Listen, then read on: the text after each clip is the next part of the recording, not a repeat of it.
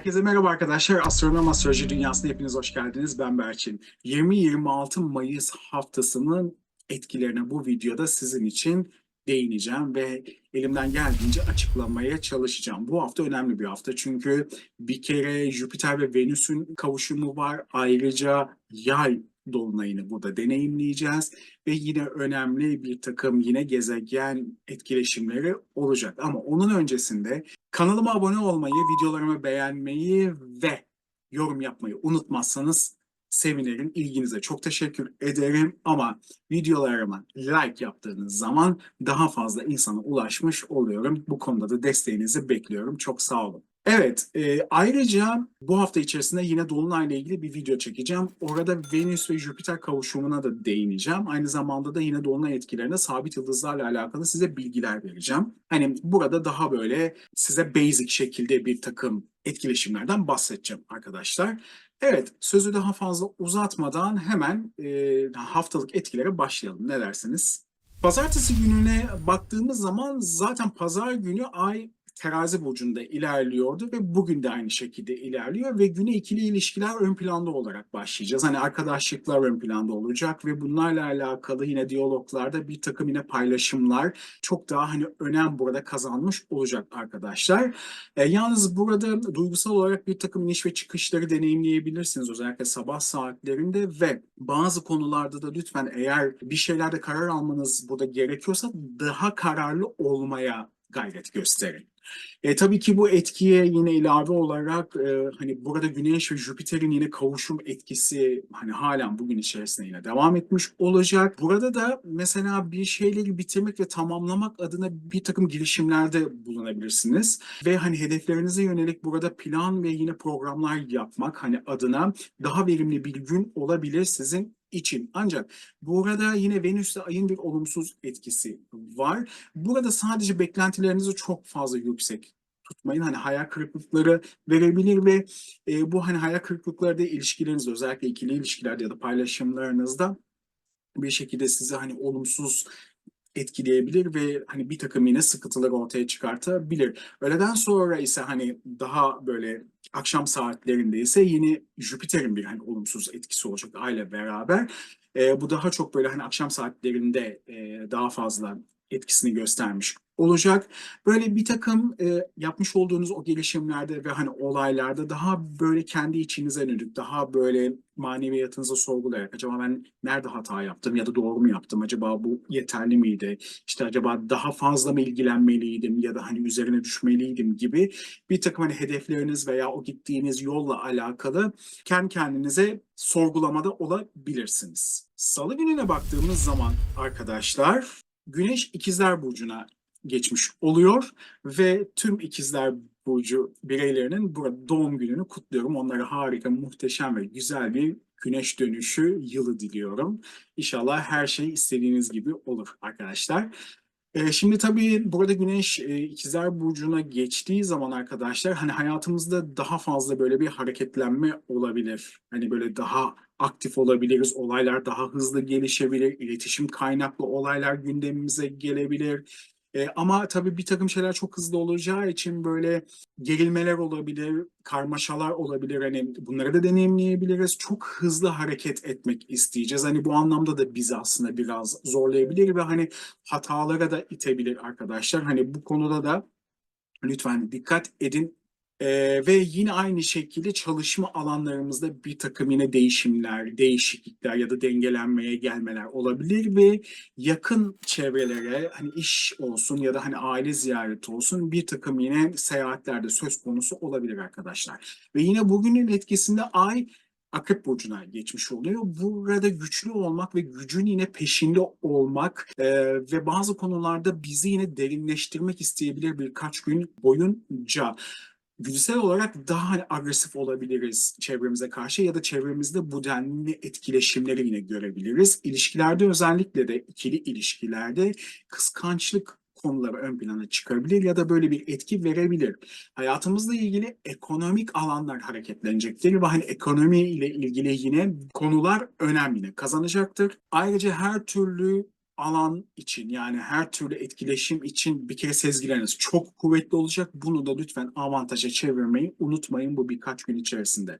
Ay ve Plüton'un burada partil bir karesi var. Bu kare bir takım olaylarda size duygusal krizler yaşatabilir arkadaşlar. İkili ilişkilerde bu söylemiş olduğum kıskançlıklar yüzünden bir takım tartışmalar, kavgalar gibi bir takım olayları burada deneyimleyebilirsiniz. Hani bu konuda da kendinizi özellikle frenlemeye özen gösterin. Aile içerisinde bir takım yine dengesizlikler ya da baskıcı e, tavırlar olabilir. Bu anlamda da yine zorlayıcı etkiler var. Ayrıca bir takım yine sırları duyabilirsiniz. Yani sizden saklanan ya da çevrenizde hani olmuş olan bir takım hani olayların yine gündeme gelmesi ve hani sizi şok edici ya da şaşırtıcı hani yine etkiler verebilir. Akşam saatleri içinde ise burada Satürn ve Ay'ın güzel bir olumlu açısı var. Bu olumlu açıda daha sakin bir mod içerisinde olacağız. Hani bu alanı daha çok destekleyecek. Hani burada sevdiklerimizle bir arada olmak, işte hani onlara karşı burada sorumluluklarımızı yerine getirmek, olaylara karşı daha soğukkanlı olmak ve daha sabırlı, daha anlayışlı şekilde karşılamak gibi hani etkiler verebilir ve bu şekilde de duygusal farkındalığın yüksek olacağı bir etkiyle biz bugünü bitirmiş olacağız arkadaşlar. Burada çarşamba gününe geldiğim zaman burada Güneş ve Plüton'un üçgen bir açısıyla, yani olumlu bir açısıyla aslında burada güne başlayacağız. Bu da bir önceki günde yaşamış olduğumuz bir takım eğer sıkıntı ya da problemler varsa hani bunları yönetmek ve bu sorunu ortadan kaldırmak için bize güzel bir etki verecektir. Hani bu gücü kullanarak aslında bir takım yine yeteneklerimizi ortaya koyup o kötü olayları aslında bir şekilde fırsata da çevirebiliriz ya da hani o fırsatı, yani daha doğrusu fırsat şeklinde de dönüştürebiliriz işte bu sayede ve burada da yine başarılı sonuçlar elde edebiliriz. Öğle saatlerinde ise Ay ve Mars arasında bir olumsuz açı olacak. Bu da hedeflerimizi belirlerken kendi duygusal ihtiyaçlarımızı göz ardı etmemeye bir kere dikkat etmeliyiz. Özgür olma konusunda bir takım insanlarla böyle sorun ve çatışmalar da bize yaşatabilir. Hani bu konuda çok fazla zorlamamayı, atlatılması gerektiğini bilerek hani ilerlemek sizin için daha hayrınıza olacaktır. Zaten burada ayın yine Plüton'la olumlu bir açıya, daha doğrusu olumlu bir etkiye yine girmesiyle beraber bize gizli yeteneklerimizi kullanma şeklinde ortaya çıkartacak ve güzel etkiler verecektir. Bu sayede de duyguları güçlü bir şekilde ifade ederek bir takım olayları kendimize karşı fırsat şeklinde dönüştürme etkisi verecektir. Akşam ise arkadaşlar Ay ve Neptün'ün yine olumlu açısı var. Burada daha hassas olacağız, daha iyimser olacağız, olaylara daha iyi şekilde bakacağız. Duygularımızla hareket edeceğiz ve daha duygusal olacağız. Hani bu yönlerimiz ağır bir kere basabilir. Bir kere sezgiler çok kuvvetli olacak. Özellikle evli çiftler için romantik ve güzel zamanların işareti olabilir. Yine hani arkadaşlar arasında ya da sosyal yine çevremizle alakalı ya da hani aile içerisinde güzel ve paylaşımcı ve fedakar hani etkiler ortaya çıkartacaktır. Yalnız Ayın burada olumsuz bir açısı var. Burada da duyguların bir kere yönetimine dikkat etmemiz gerekiyor. Hani burada sabırsız bir kere olmayacağız. Ya da burada tuhaf şekilde davranışlarda olmayacağız. Şok etkisi yine yaratan burada duygusal tepkiler vermek de bizi sıkıntıya sokabilir. Hani bunlardan da yine kaçınmak gerekiyor ve her şekilde de burada çevremize karşı toleranslı olmak bizim için en önemli aslında bugünün çizgisi olacaktır arkadaşlar. Perşembe gününe baktığımız zaman arkadaşlar burada zaten sabah Ay Akrep Burcu'nda olacak ve öğleye doğru Yay Burcu'na geçmiş olacak. Önemli bir gün çünkü zaten burada Dolunay etkisinde olacağız. Yani bugün burada Dolunay gerçekleşecek ama ben bununla ilgili ayrı bir video çekeceğim. Hem burada sabit yıldızlar hem de burada Venüs ve Jüpiter yine kavuşumuna da değineceğim. Hani bunun vermiş olduğu hani etkileri hem dünyasal etkiler hem de yine bizim hani hayatımıza verebilecek olan etkilerle ilgili çok yakın zamanda yeni bir videoda sizinle paylaşacağım arkadaşlar. Şimdi burada geçiş yaptığında iyimserlik ön planda olacak. Daha neşeli olmuş olacağız. Daha sosyal hani olmak isteyeceğiz. Hani bu konular ön plana çıkmış olacak. İşte burada bilgi aslında arayışında olacağız. Belki bir konuyla ilgili daha fazla böyle hani bilgi ihtiyacımız olabilir ve daha çok araştırabiliriz. Ve sonuç odaklı olmak isteyeceğiz. Ancak burada tabii bir takım yine olumsuz etkiler olacak. Çünkü var. Aslında bunları yine bilerek bir şekilde hareket etmemiz bu etkilerde bize yardımcı olacak. Ay ve burada Venüs'ün yine karşılık etkisiyle karşı karşıyayız bugün. Bir kere ilişkilerde burada dengesizlik getirebilir. Burada kadın bireylerle aramızda bir takım sıkıntı sorunları ortaya çıkartabilir ve burada yine Satürn etkisi verebilir ve bizi bu konuyla ilgili bir sınava tabi tutabilir. Bir şeyleri burada sonlandırmada aslında bir takım sorunlar ortaya çıkartabilir ya da gecikmeler yaşatabilir. Özellikle bugün alışveriş yapmayı düşünüyorsanız ve yeni bir şeyler almak istiyorsanız ya da estetikle ilgili hani güzellikle ilgili bir takım yenilikler yapmak istiyorsanız bugün bunları yapmayın. Farklı bir güne ertelemenizi tavsiye ediyorum. Ay ve Jüpiter karşıtlığı da burada yine etkili olacak. Burada da abartılı duygusal yine tepkiler ve bunları dışa vurma gibi eğilimler verebilir. Hani biraz etrafımıza karşı daha kibirli davranabiliriz ya da bu tip insanlarla karşılaşabiliriz. Aşırı risk almadan hareket etmemiz çok önemli ve yine bir şeyler eğer ki hayata geçireceksek bunu düşünerek yapmanız çok önemli. Çünkü sonrasında üzülebilirsiniz. Kesinlikle hiçbir şey için düşünmeden hareket etmeyin arkadaşlar. Öğleden sonra zaten biliyorsunuz ki dolunay gerçekleşmiş olacak. Bu etkide aslında şöyle bir bize etki veriyor. Burada aile ve kariyer arasında bir duygusal dengeyi oluşturmak önem kazanacak. Çünkü burada sizi aslında başarıya götürecek etki bu olacak.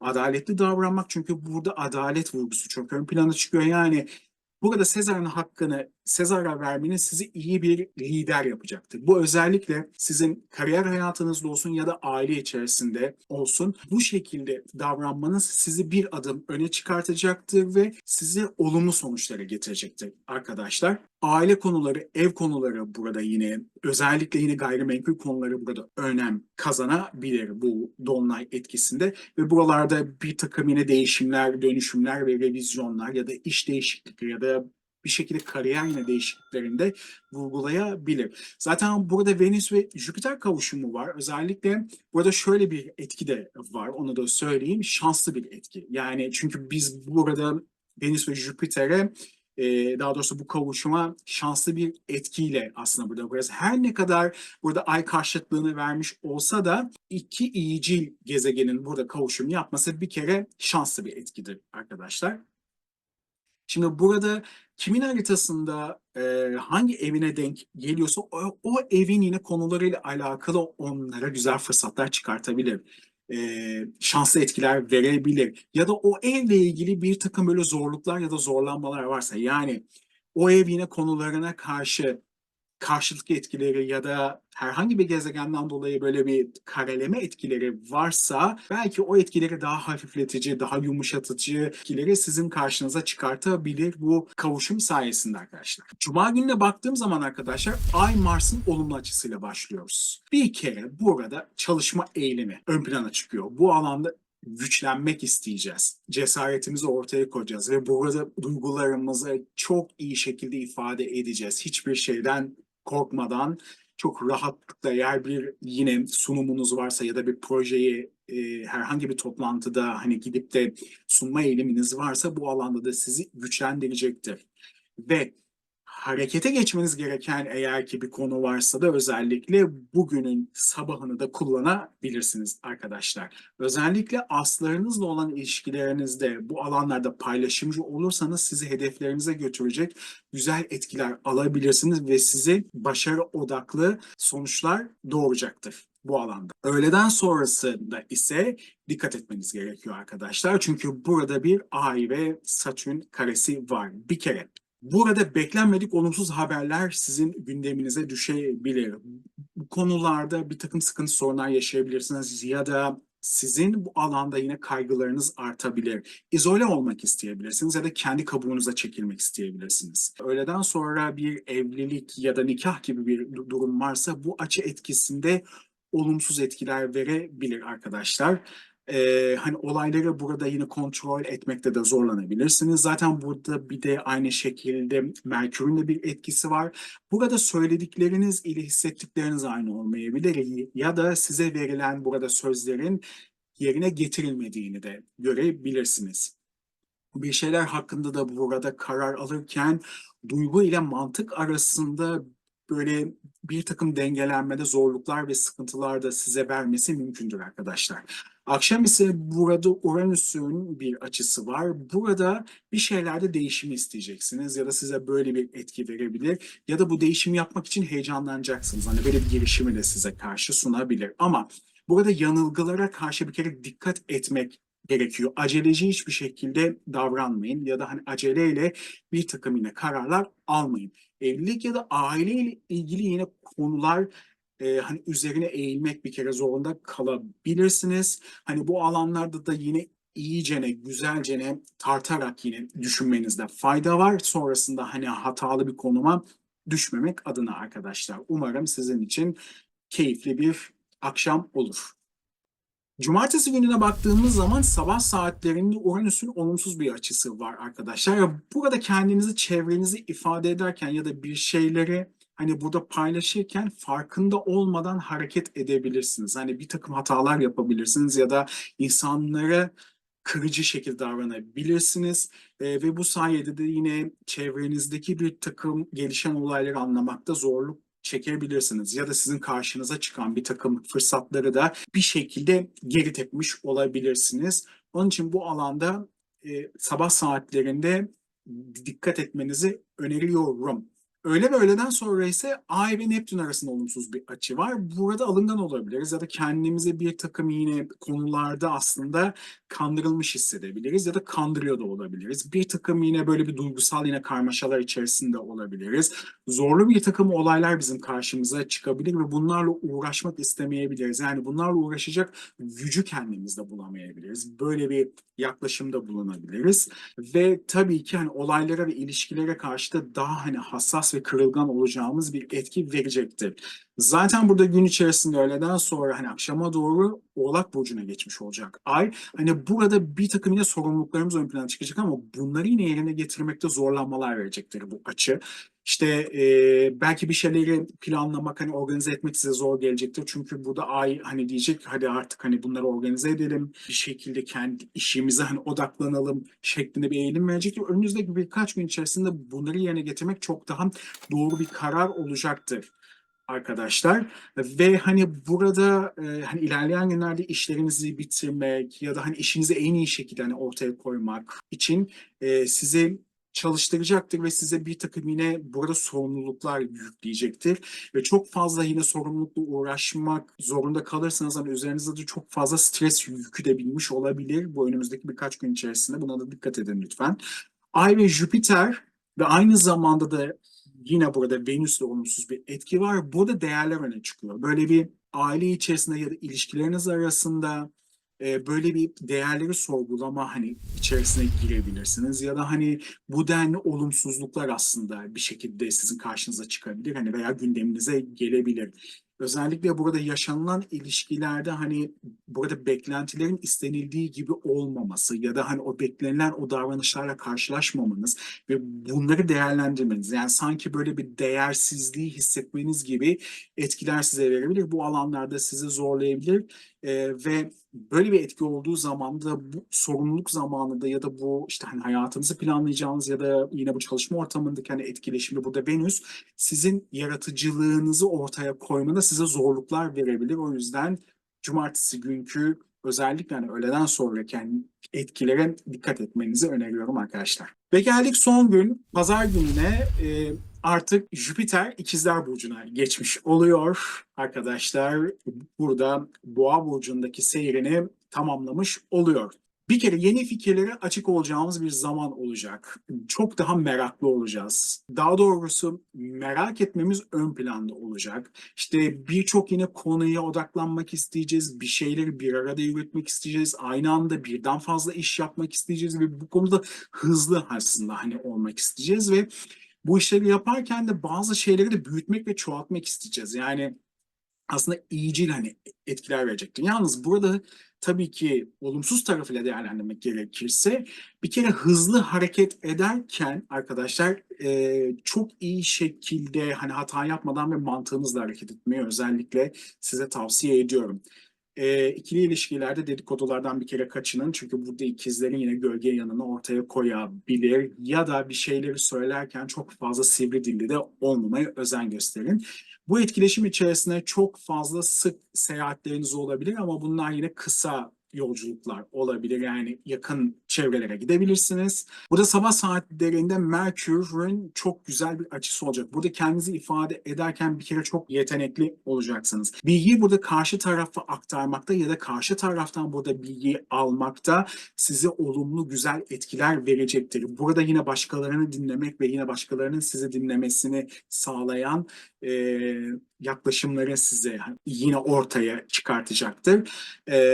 Ve yine burada duygusal farkındalığınız yüksek olacaktır. Bu etkileri size verecektir arkadaşlar. Öğleden sonrası için arkadaşlar burada yine Satürn'ün bir sekstil açısını ben burada görüyorum. Bu açı biraz sizi zorlayabilir. Çünkü burada sizi disipline etmek isteyecek, size sorumluluk vermek isteyecektir. Ve burada yine bir takım sıkıntılı sınavları önünüze çıkartabilir ama çok büyük sınavlar olmayacaktır. Yani siz bu sınavları çok rahatlıkla atlatabileceksinizdir ve bunun sonrasında size ödülleriyle beraber gelecektir. Yani onun için çok fazla hani bu konularda karamsar olmayın.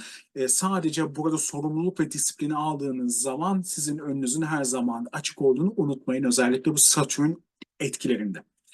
Akşam ise arkadaşlar burada Mars ve Ay'ın zorlu açısı var. Burada bir kere fevri hiçbir şekilde davranmayın ve kırıcı olmayın. Ve aynı zamanda burada ev içerisinde ya da dışarıda özellikle yine trafikte kazalara karşı dikkatli olun. Yine burada kadınlarla olan ilişkilerinize ve diyaloglarınıza burada yine dikkat edin. Aceleci davranmayın ve her konuda yine toleranslı olmaya çalışın. Asabi, kaba, huzursuz yine davranışlarla karşılaşabilirsiniz. Hani bunlardan da uzak durmaya özen gösterin ve özellikle hani akşam saatlerinde bu alanlarda kendi alanınızda olarak o şekilde geçirmeyi çalışın arkadaşlar. Evet, bir haftalık yani 20 ve 26 Mayıs haftasını size gün gün kısa kısa özetlemeye çalıştım. Umarım size faydası olur ve harika bir hafta geçirirsiniz ve Dolunay ve özellikle de Jüpiter ve Venüs'ün kavuşumu size şans, mutluluk, sağlık ve para getirsin. Bir kere her şeyden önce ve istediğiniz gibi olsun. Her şey hani önünüze güzel fırsat kapılarını açsın. Videomu izlediğiniz için hepinize çok teşekkür ediyorum. Yine hatırlatmak istiyorum. Burada kanalıma abone olmayı, videolarımı beğenmeyi ve yorum yapmayı unutmazsanız beni mutlu etmiş olursunuz.